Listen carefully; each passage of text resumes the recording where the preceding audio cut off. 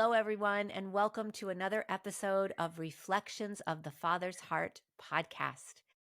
So, for today's episode, we have a part two, and I'm so excited that we get to do part two because I feel like when this guest was on, so many people responded with, I wanted more. I feel like you ended too soon. And I definitely felt the same way.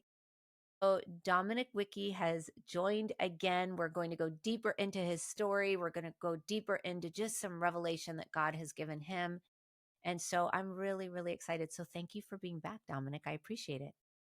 Absolutely. Thank you for having me, Sandy. I think this is amazing. I'm pretty excited about this. Me too.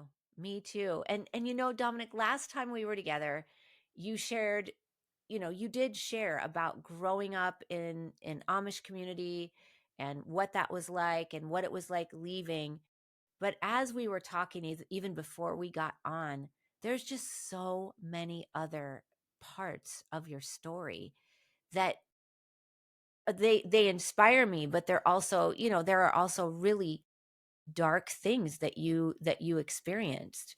And so just so everybody knows, as a recap, Dominic grew up in an Amish community. He grew up under a lot of oppression, a lot of suppression, a lot of control. And so he had shared some of that, but we're going to go into some of the other places in his story. So, when you were a teenager, we were talking before we got on that when you were a teenager, there were some abuses that you experienced. So why don't we start there and talk about some of the things that happened when you were like 13, 14, 15? Sure. So, growing up Amish, as I mentioned before, I grew up in a home where there was a lot of alcohol. I've experienced alcohol at a really young age. It was just a part of life. If you really think about it, it was just a part of life. And there was, you didn't know any different. I know I didn't. Alcohol, smoking, I mean, it was just really, really, as I think back, that's really eye-opening for people to be that young and just have so much alcohol and things like that in your life, especially to where you don't even know any different.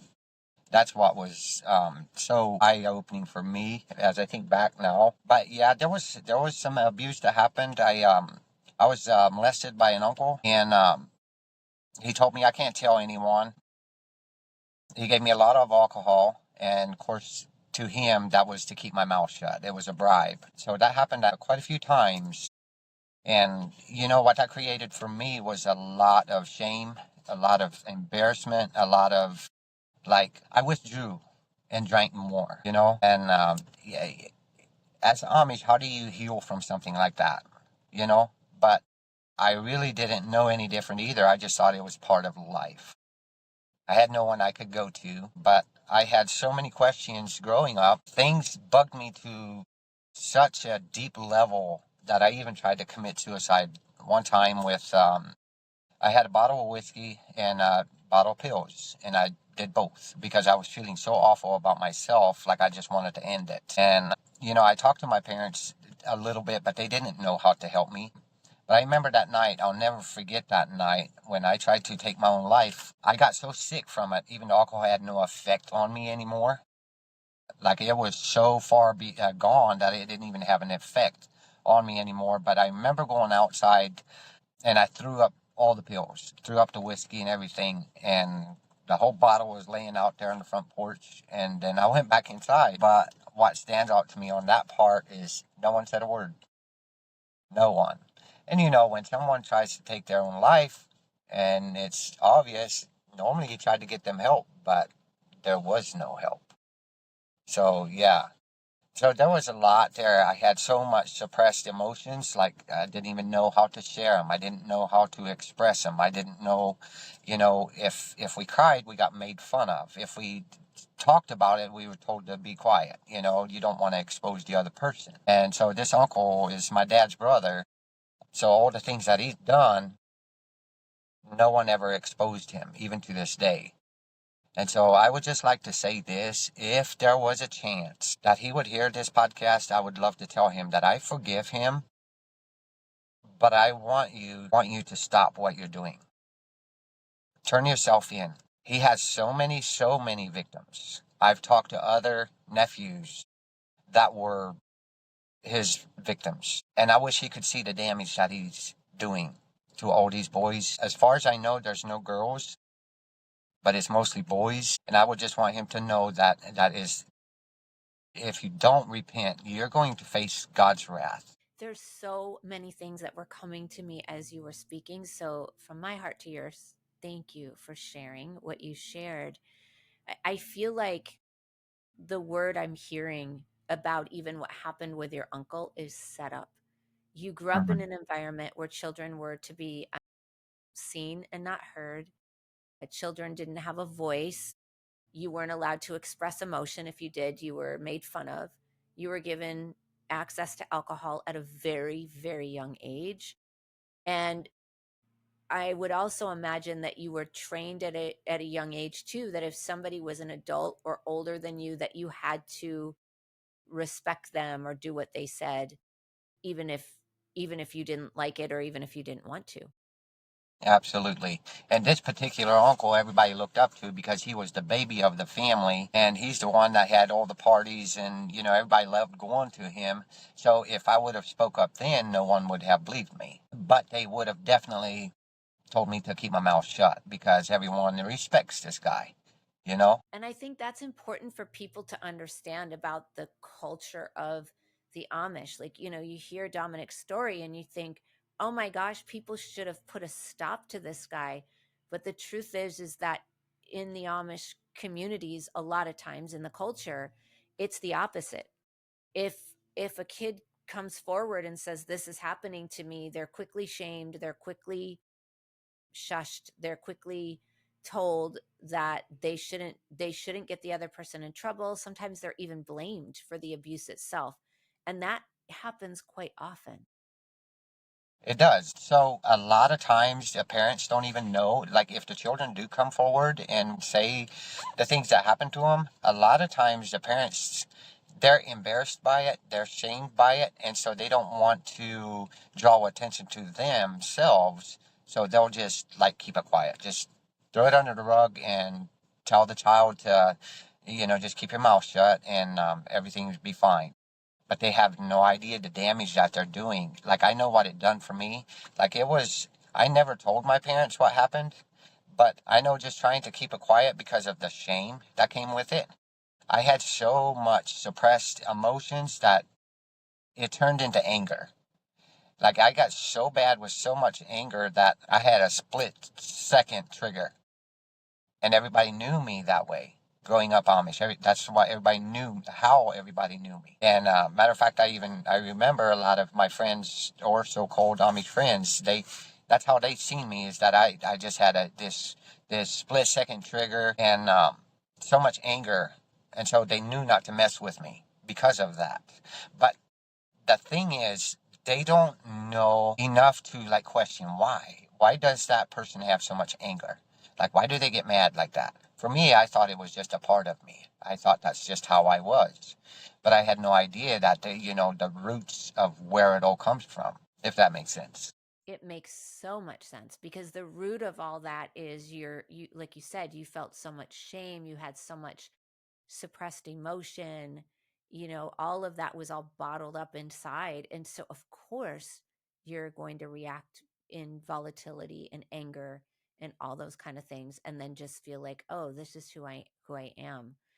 And the other thing that was coming to me too is, we talked in the last episode about shunning, and I think what a lot of people don't realize is that in Amish communities, even if your uncle had been exposed by somebody and had gone before the church, more than likely he would have just been shunned for about 6 weeks and then welcomed back into the community. Mm-hmm. Yes, yeah, that's the punishment that you get for if you get caught. The first thing is you got to get caught first.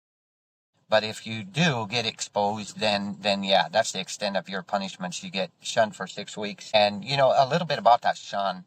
There's maybe one or two places in the Bible that you can actually read about shun. Shunning is actually literally shunning, like, let's just say for an example, alcohol, worldly things. You know what I mean? But to them, worldly things is material things. And so if you have the wrong material things or the things that that's not to their standards or rules or whatever, then you get shunned for that. So they have that backwards. That's so twisted. Yes, if you molest someone and you get shunned for it, that's not really a punishment, if you ask me. No. But in the Amish culture, it is, because that's a very shameful thing, is to get shunned. But it's not really a shun. It really isn't. No, because you talked about the last episode, somebody could get shunned for wearing the wrong shoes or having the wrong size brim on their hat. And equally as punished as somebody could get shunned for molesting children. And it's kind of all a similar type of shun. It is. It's the same shun. It's the same thing. So the punishment is always the same. And people, and just so other people hear this too, people in the Amish communities are often really discouraged from going to law enforcement too. So you're supposed to handle it in the church. You're not supposed to include any law enforcement or outside law. And I've seen situations where even when people have tried to do that, like say a mom who has children has tried to go to do it legally, the Amish community actually shuns her, not the perpetrator, not the person who's actually committing, even if it's molestation. They will gather around that person and they'll shun the person who's trying to bring in legal Yes. means. That is correct, and that's something I've never understood.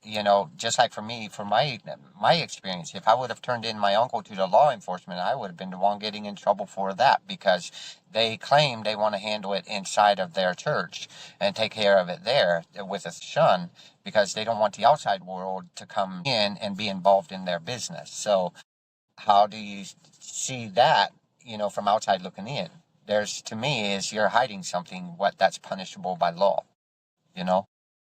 Definitely. And I would imagine for you here, you're growing up in that and growing up in knowing if you speak of it, if you try to bring it to someone, you're going to be told to be quiet and be silent.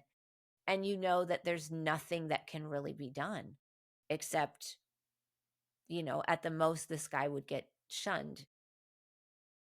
For you, the one who's being abused, it must have felt like all the shame, all the responsibility was on you because no one is going to come and help you or do anything to try to stop what's happening. You knew, like, I can't share this with anyone. Exactly. Yeah. So that's why I just stuffed it, because you didn't want to go through the shame of people actually finding out about it. But now I would want him to get in trouble. Like, you got to stop this. The victims have got to stop. They need help. And, they don't know that they need help, really, because there's no one there to help. And most of the time, no one there to believe you, anyways. And that when that's in the culture really strongly and you're already separated from the rest of the world, that's how this stuff keeps going and keeps thriving. And so to hear that you got to a point where you were trying to end your life is just, it's heartbreaking.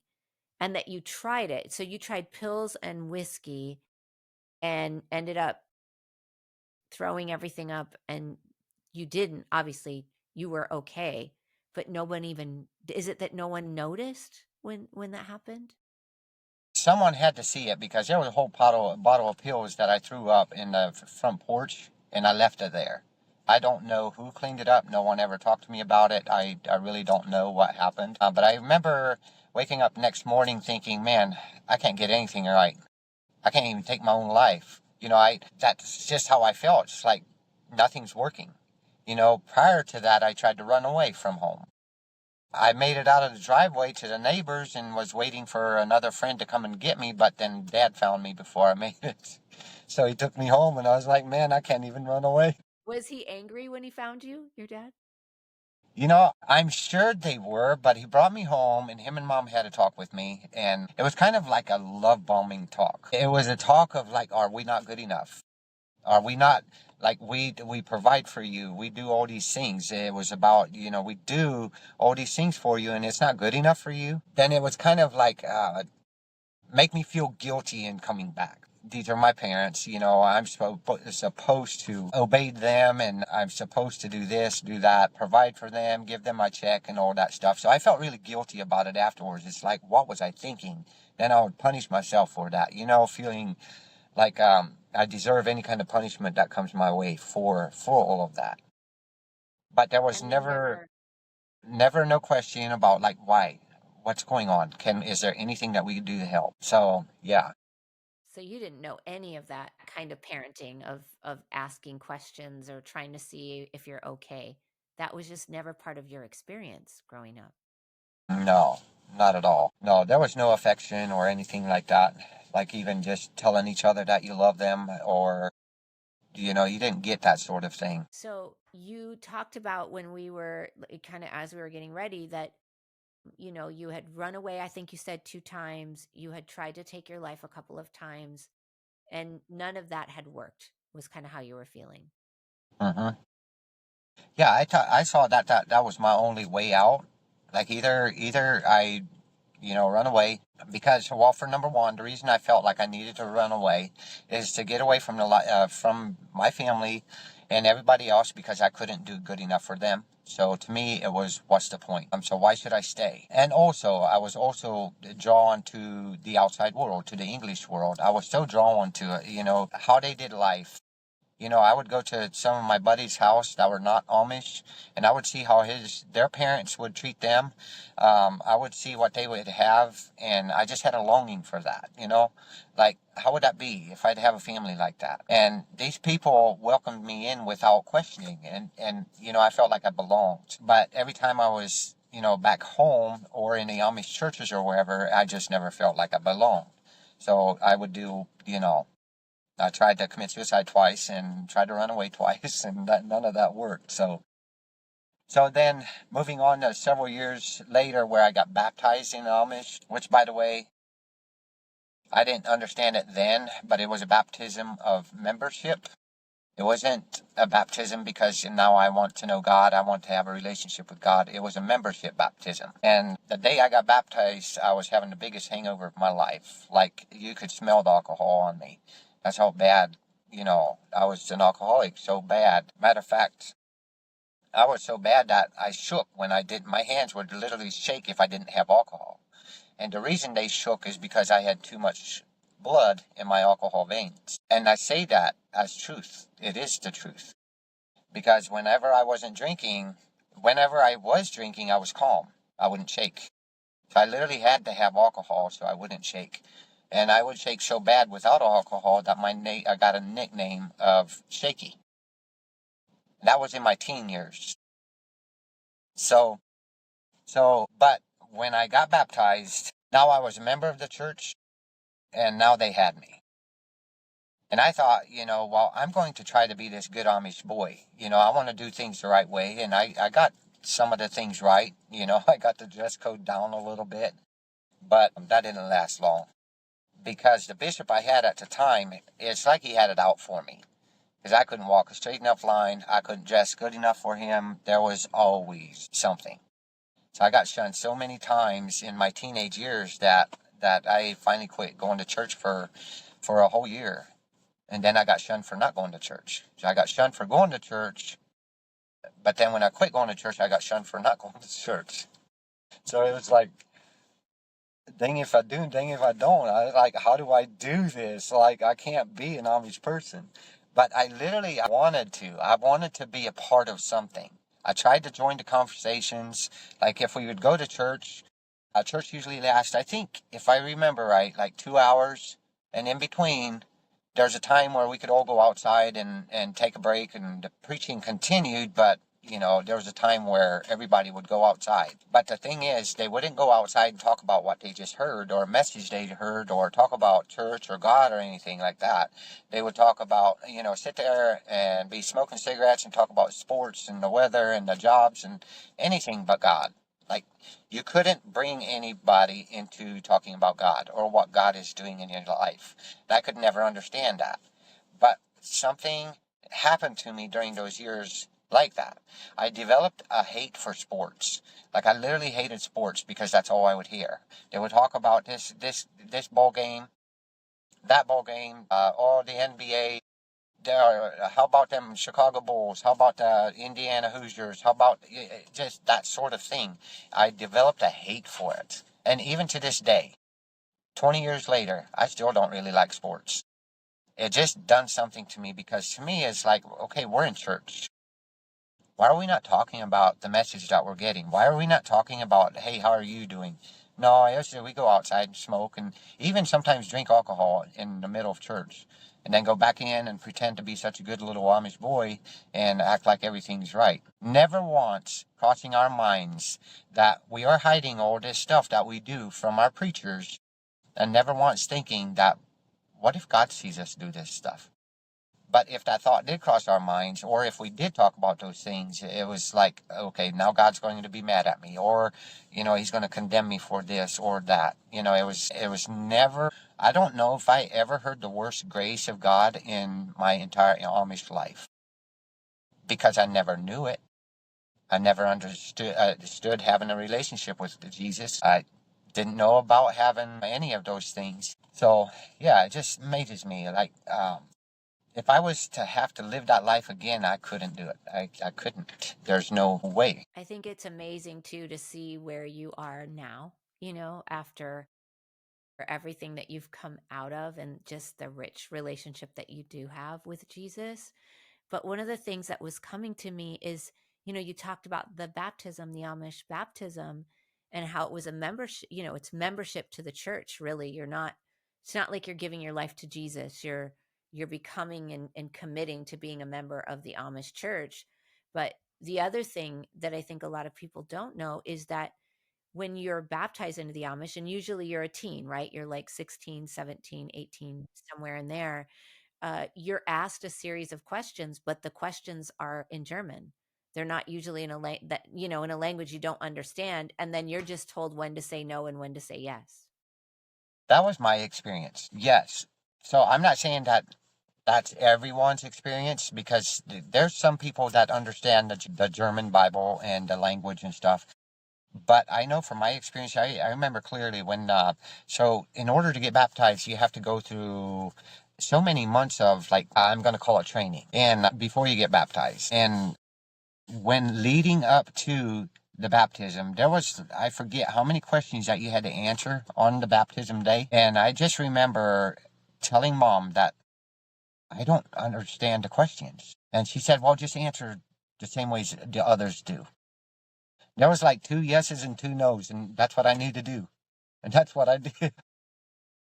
Do you feel like the training was more a training in how to uphold the image of being Amish versus how to have a relationship with Jesus leading up to your Well, if baptism? if if you put it that way, yes, I do feel like that. I mean, they may see it differently.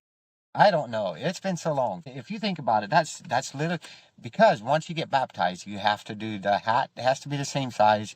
You have to wear a certain kind of shoes. You're supposed to wear suspenders all the time, to where before it you can kind of do without if you choose to. The toboggan, you're supposed to wear one of those. But after you're baptized, before you're baptized you can, but after you're baptized you can't. You're not allowed to. And you're not allowed to leave without your hat. You got to wear your hat everywhere you go. I mean, just all these things. So you kind of learn those things as you're getting in the middle of getting baptized. So yeah, I could see it that way. Yeah, it sounds like in your experience, that's how it felt. Yeah, yeah, definitely. Yeah. And so it sounds like then that you became really discouraged with going to Amish church and just seeing the way that people were living, or the way that they were outside of the church, but then walking into the church and, looking a certain way, and like you said, needing to be like a good Amish boy, but that it sounds like your heart was really yearning for more. It was most definitely. The thing that was discouraging for me though, even back then, what didn't make sense to me is certain people could get by with certain things while others would get shunned for those very things. And to know an Amish person on Sunday was totally different from knowing them on Monday, because they would be a complete different person. And there was always that question in the back of my mind, like, aren't we supposed to be a certain person? Even though I didn't know God, even though I didn't understand the Bible, I never even read an English Bible, but it didn't make sense to me. But how can you be two different people? You know, it just didn't make sense. I forget where I was going with this, but yeah, there was always this question in my mind. If you went from the Amish life to you talk to an English person, they just seemed real, like they were out with it. They just told you how, that's what it felt like. They just told you what they saw. And with Amish, you kind of got to watch what you say to whoever it may be. You can be talked this way to one person, but total different way to another person. It's like there was no structure of a firm belief of what you believed in. So it was really difficult to follow anything. It was for me, absolutely. Yeah, definitely. The other side that stands out to me in your story is just, I feel like God's hand was on you. You're talking about, I tried to run away. I tried to commit suicide. It didn't work. We talked last time about, your lung cancer diagnosis, and then it's gone. So we talked a little bit more too before we came on, just about some of the other things that you experienced in terms of like injuries and the time of falling. So share about that a little bit, because it does seem like God's hand has really been with you in spite of everything.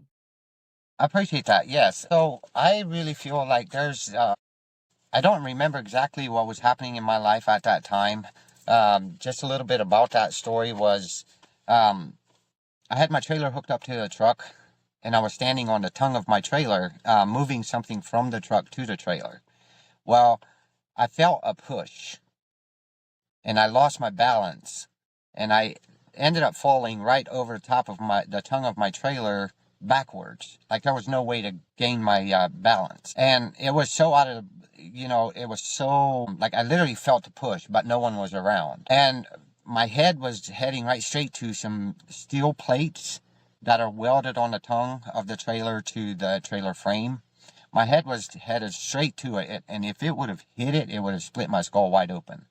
But right before I landed, something caught me and then brought me back up. And that was That is, amazing. But I stood up and I just looked around. It's like there's no one around. Like, what happened? It's like something was trying to take me out, but then something else was there to catch me. I've had multiple experiences like that. It just happened. And it's like, God, I thank you for your protection, because I feel like it was God's, protecting me. But the question was, what tried to take me out? I believe I do know what was happening in our life at the time. We had a lot going on. Yes, there was a lot going on with our daughters at the time. And yeah, it was a big spiritual battle going on over that time too. So yeah. yes, and that was one of the things that was coming to me, is that when you leave a system, and I'm just going to say that the part of the Amish that you left, it's like a system. It becomes like a cult, like it has its own culture. And what I've seen when you're in those kind of systems where it's so legalistic and it's so overly religious, often the enemy's hand is all in there. It's almost like his hand is coming through the legalism to grab the people and strangle them and control. Like, I feel like when I pray over people that have been in those systems, that's what I see. And so when you leave something like that, the enemy is not, he's going to come at you, because you've left, it's not that you're leaving God, it's that you're leaving some darkness and really stepping into the light, and he's coming after that. Absolutely. Yes. And I would just say that, the enemy knows where your heart is too. That's why it's crucial that we know our enemy. So when you start leaving the culture you're in, where the enemy's not worried where you're at. I don't care if you're going to church, reading the Bible every day, and you can pray all day long. But if you don't have a relationship with Jesus Christ, that doesn't mean anything to our enemy. And it doesn't mean anything to God either, because he specifically states in the Bible that knowledge without a relationship with him is in vain. It literally is. As a matter of fact, you're a dangerous person when you just have the knowledge, but you don't have a relationship with Christ. It doesn't mean anything. So what I could say about that is, coming out of the Amish, the enemy had me right where he wanted me, but the thing is, I didn't know that I was right where he wanted me. I was trying to live this Amish life, trying to follow all the rules and stuff, and I thought I was doing the right things, but not realizing that it was all performance based. It was all to try to please the church and nothing about God, even though we use God's name. But the thing is, though, once I started making that transition, the enemy knew that, and then I became a threat to him. That's when things started happening. I've got scars to prove it. There's multiple scars to talk about, really, and it's crazy. When people don't realize what's happening in the spiritual realm, or even how it works, I tell you what, you start getting into it, it will open your eyes. It definitely does. It really does. It opens your eyes. And I love what you said about, you could be somewhere and you can be following all these rules, and it doesn't mean you have a connected relationship with Jesus.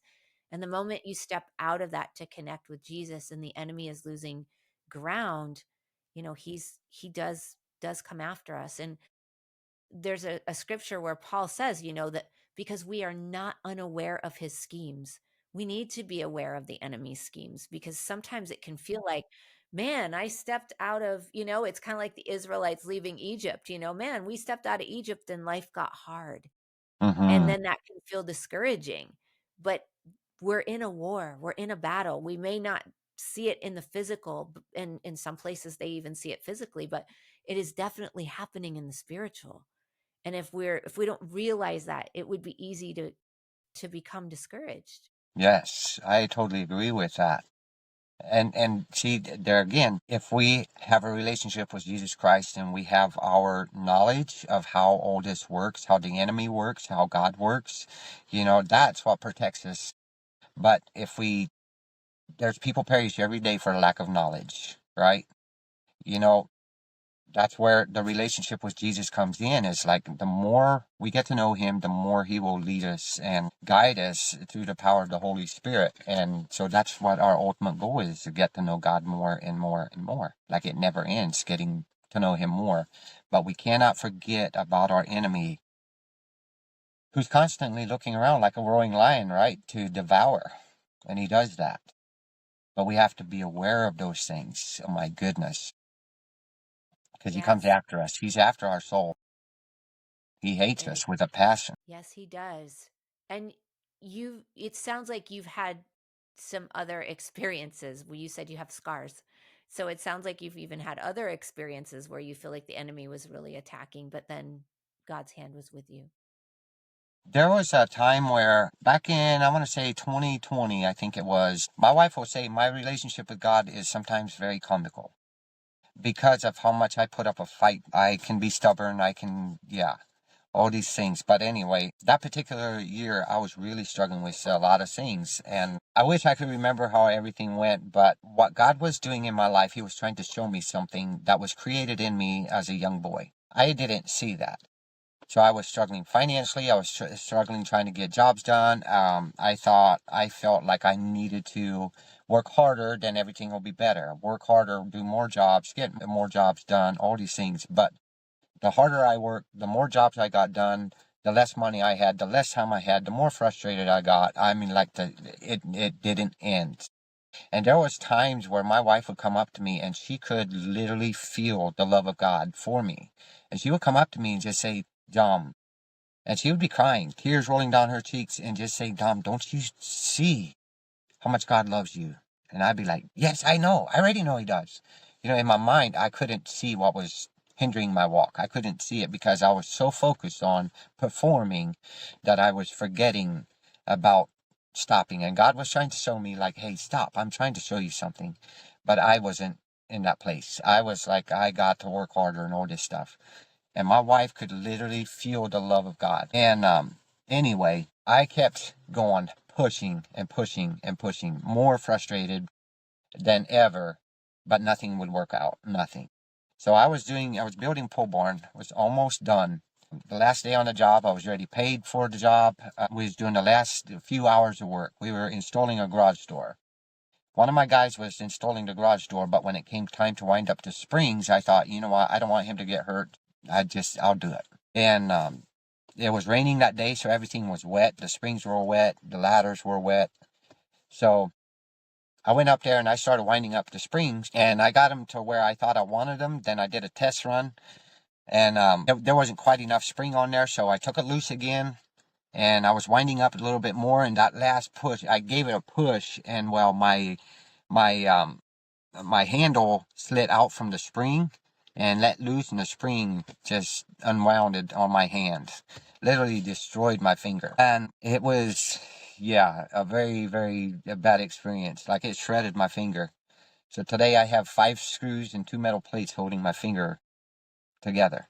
But I say all this to say that, a long story short, there was a lot happened in the middle of all that. You know, God didn't create this injury, but he was finally, at that point, he was like, now I got him. Now I got his attention, even though he didn't create this. But it got me to a place to where I couldn't go to work. And I want people to get that. You know, sometimes if we don't heed to the voice of God, you know, he lets things happen even though he doesn't create it, because God is God. He just doesn't want anyone to perish. But he lets things happen sometimes if it means it'll catch their attention. And it caught mine. Because what it did is I was laid up for 3 months, couldn't work. My wife was a stay-at-home mom. I was the only one bringing in an income, and talk about somebody panicking at that point. It was like, what are we going to do? But the whole time God was saying, hey, I got you. But I couldn't grasp that. And so I tell you what, in those 3 months' time, we were provided for way more than all the time that I was trying to make it on my own. The thing is, when we leave God out of our life, we will create disaster. But if we come in alignment with him, he will provide, you know. But the thing that he was trying to show me, so I had to every week drive to Indianapolis, my wife and me. My wife had to drive me to Indianapolis to go do physical therapy. Or not physical therapy, they had to change the bandage because it was such a delicate wound. Like, so the doctors they were so scared that I'm going to rip the screws out of there. Like, he didn't even want to save the finger. Like, he wanted to just cut it off. It was so bad. But I told him, do the best you can, and he saved it. But we had to go to Indianapolis once a week for a couple months, I think, to change the bandage, keep an eye on it, make sure, put a brace on it, change the brace as time went on, you know, so my finger could start flexing, and it was a long process. But one day, soon after this happened, I was driving down the highway.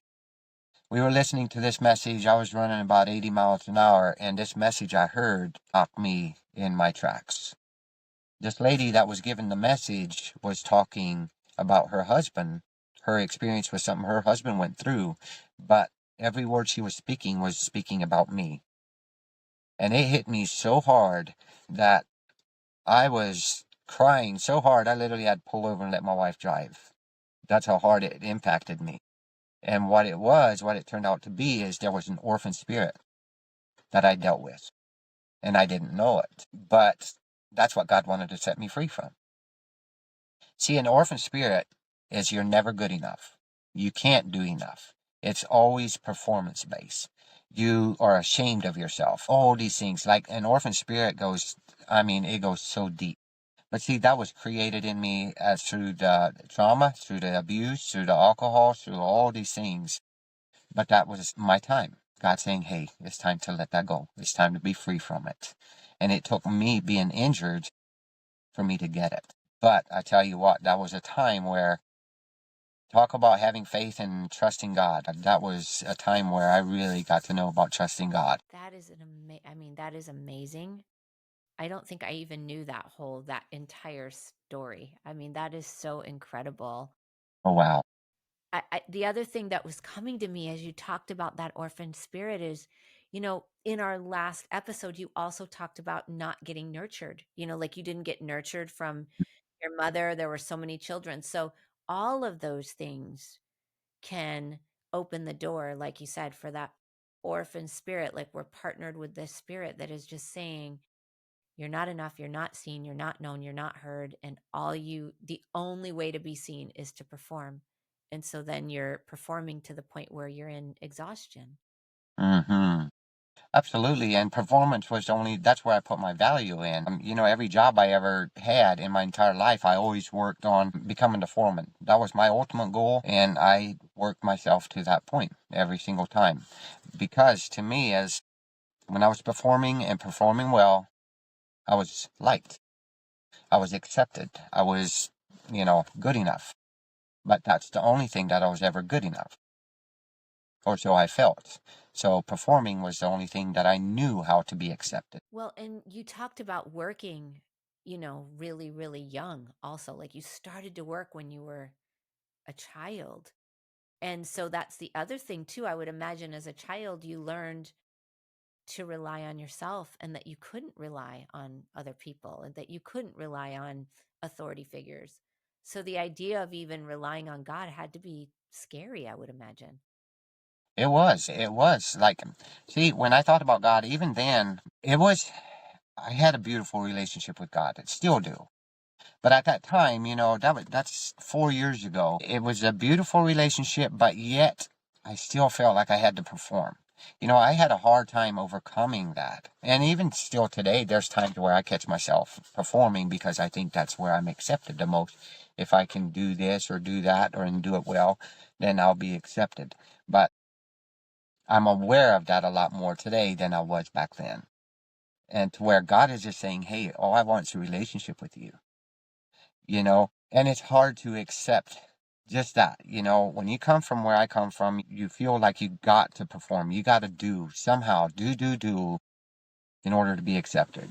And God is saying, no, all I want is your heart. And it's a hard lesson, isn't it? Like it's a hard thing to transition into and realize how much God actually values you. Like in Absolutely. such a deep way.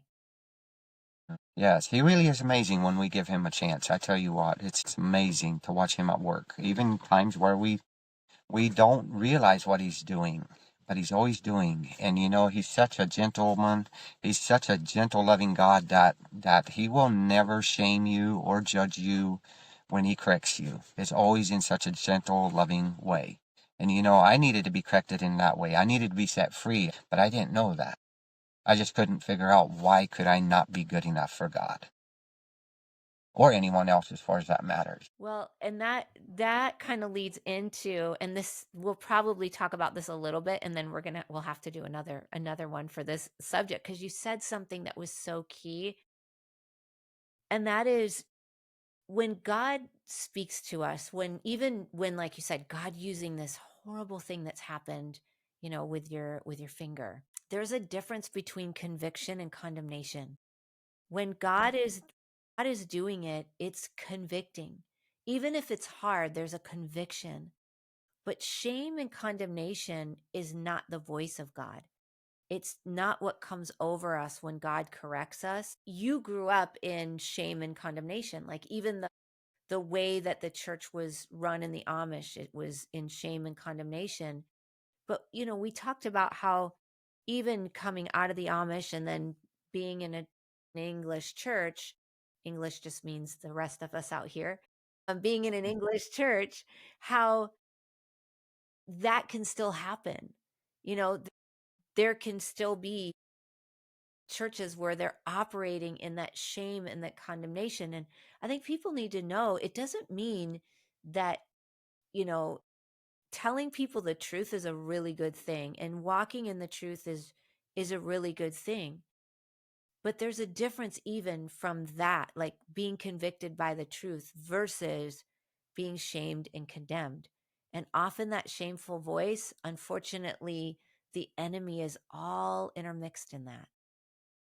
Very much so. And that just reminds me, from a lot of my experiences with different churches and the culture I grew up in, that shameful voice will follow you. And something I want to make very clear, that trauma that we experience in life, and there's people that never experience trauma and God bless them. But there's many, many people that experience all kinds of trauma.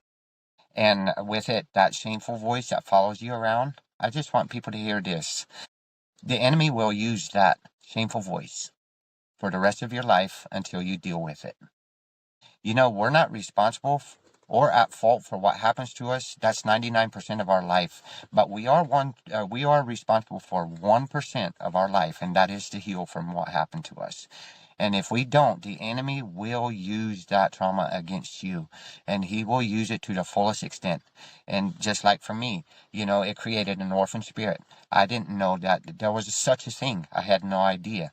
But look what it did for me. It created in me, I'm not good enough. I have to perform. I have, so much shame followed me. If I did something wrong, I would feel so much shame. I watch other people do something wrong and they were corrected and they were like, oh, okay, yeah, I get it. For me, I always felt like a lot of shame. Like, oh my gosh, why did I do that? What is wrong with me? I would condemn myself because that's what I was taught. And because the enemy, again, is using whatever we don't heal from, whether it's shame, condemnation. I've seen so much condemnation in my life growing up in the Amish, in even other non-Amish churches. And to where I didn't understand the difference between condemnation and grace, the grace of God. I never understood the grace of God. So I want people to understand there is a big difference. When the Holy Spirit, when God convicts us, it's in such a gentle way, just the way you said it. I love that. But it seems like when there's people that are coming from a religious mindset or from things that they haven't dealt with, they shame you into correction. That's not from God. Not at all. You can know the difference. And you said something that is so key. I love what you said is if you don't heal from what's hurt you, then that voice, like you said, will follow you around. And I think sometimes you can be drawn to communities and to churches that are using shame and condemnation over conviction and God's grace. Like you're going to be drawn to the wrong people. You're going to be drawn to the wrong places. It's going to drown out the voice of God because you haven't healed inside. So That's right. I think that is so key. That's right. And the point being, the reason these people are drawn to the people that continue to hurt them is because it's familiar to them. They don't know the freedom of healing. They don't know because that's so right. Because that's so unfamiliar to them. Like for me is okay. Back to when I got hurt with my finger. That pain I felt, that was familiar to me. I could handle it. I went from 2:30 that afternoon all the way up to the time of my surgery, which was 11 o'clock at night, without any pain medication. The doctors, the nurses, everyone, even the ambulance drivers, they were like trying to give me morphine. I was like, I don't need none. I don't want any. They kept wanting to give me pain medication. And I was like, no, I don't need any. I can bear this pain. And I did. But here's the thing. This is the thing that I left out, and I didn't mean to. I just didn't think about it. The thing is, God was carrying this pain with me. Like I said, He didn't create this wound, but He was here for me during that whole time.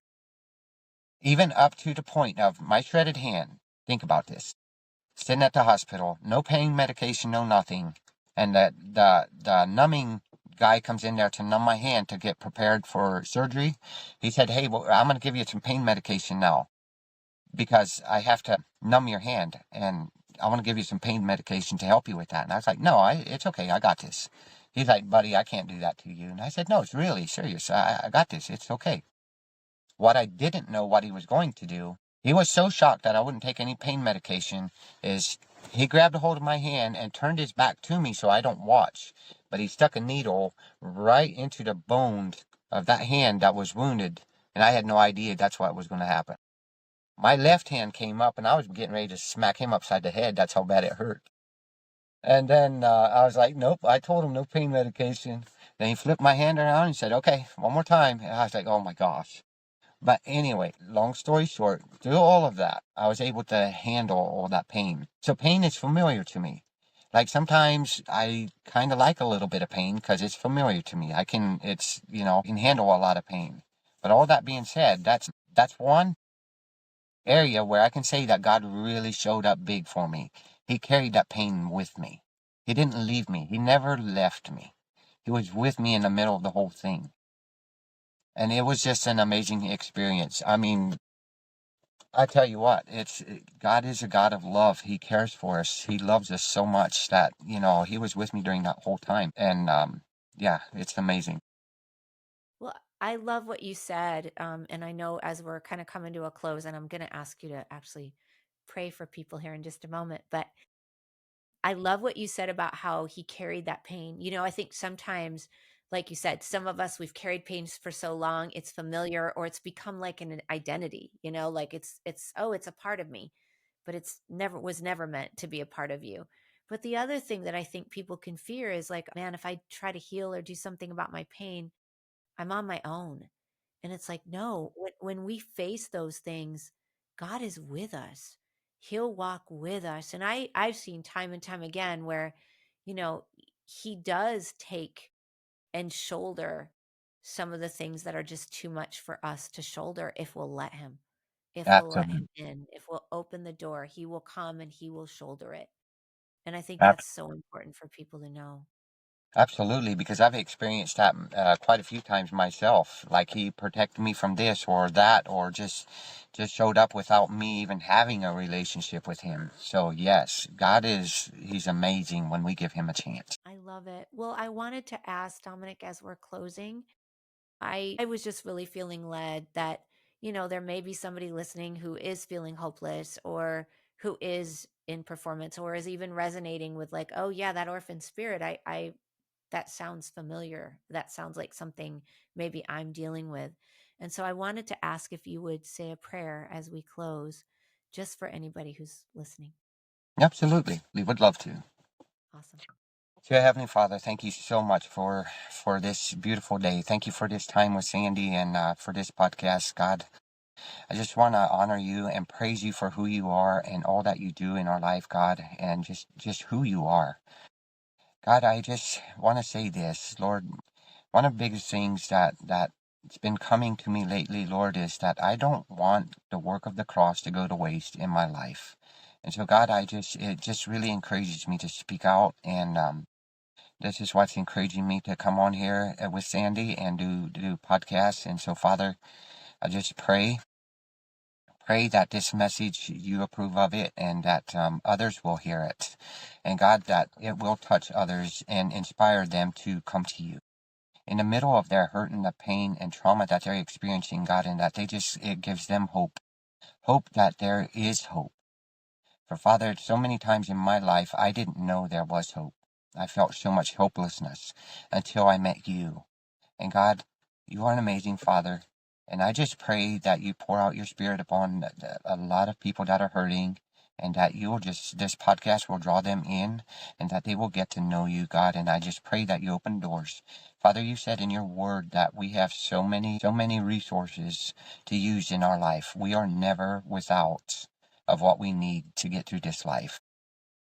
And so, Father, I just pray that that people come to you, open their hearts to you, and just give you a chance, Lord, and that they get to know you. And God, I pray that you bless Sandy and me and our families, Lord, that you will just lift us up and that you protect each and every one of us. And just thank you for all that you do. And we give you all honor, glory, and praise in Jesus' name. Amen. Amen. Thank you so much. This has been amazing. We're going to have a part 3. So just everybody stay tuned. But I just want to just say to anybody who's listening, please share this podcast. These are the stories that reach people. These are the stories that people need to hear. So please share it. Share it with somebody who might need encouragement. Share it with somebody who might need inspiration. But let's continue to get the word out, because the stories that God gives us are testimonies that change things. And Yes, so thank you, everyone. And thank you for being here, Dominic. absolutely. Thank you.